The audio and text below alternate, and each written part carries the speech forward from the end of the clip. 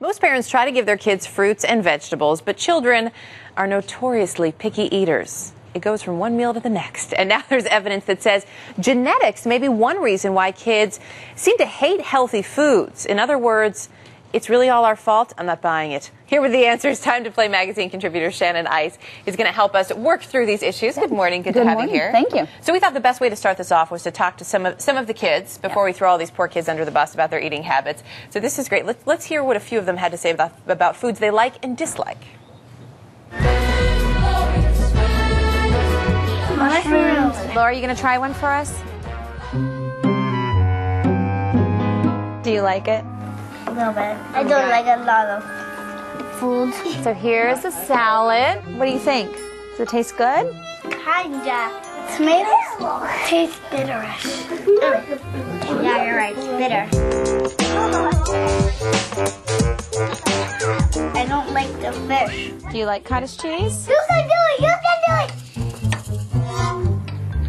Don't like it.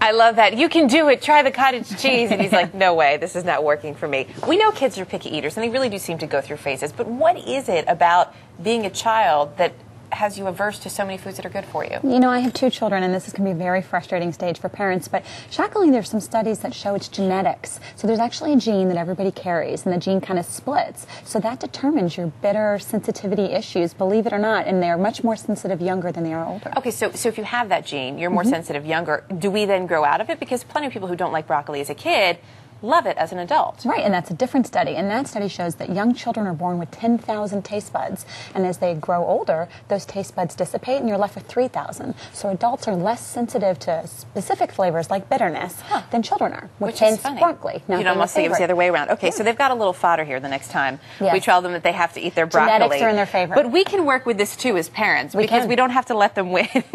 So if you're still dealing with picky eaters, what are some of the best ways to work those healthier foods in?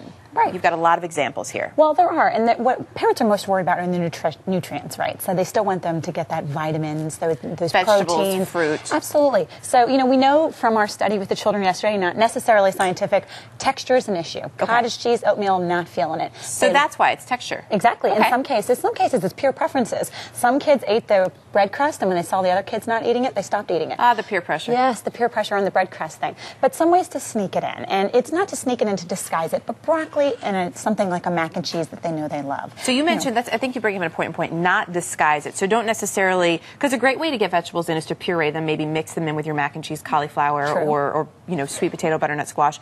You say put it right in there. Well, they need to start to recognize the food, and you don't need to disguise it necessarily. I'm not a big fan of that, but some kids, when there's absolutely no nutrients involved, you may need to do that to make sure they get it. But for the most part, letting them know it's there and what it means. We also know that cooking some vegetables makes the bitterness factor a little more severe for kids. So raw vegetables can actually be a great way. Ranch can be a great hero in this situation. You give them the raw vegetables with some ranch, we know they love, which is fantastic. And even bite-sized things. I've noticed with my son, we tend to buy carrots and cut them up ourselves, but if it's smaller, he likes to say things are just his size. Exactly. So for a child, it's a little easier to deal with that way. Exactly, and they know that they can manage it and it's not going to be too much for them overall. Fish, though, is a challenge. When they're babies, they'll eat it. Right. I made my own baby food. He ate it all the time. The kids yesterday ate the salmon. They absolutely loved it, and we stood there in shock and awe. It was amazing. So they really do like it. In some ways, you kind of need to sneak it in, like tuna comes in so many great varieties now. So that's a great way to introduce them to fish. But we had a great surprise with salmon yesterday. So try the salmon, go with the tuna. A couple other things really quickly before we let you go. You say, Mark, make smart choices about treats. You have some dried mango there. Dried mango. One of the kids, Nathaniel, yesterday said he loves dried mango. We know edamame is another great way to get protein in, and they come in snack packs.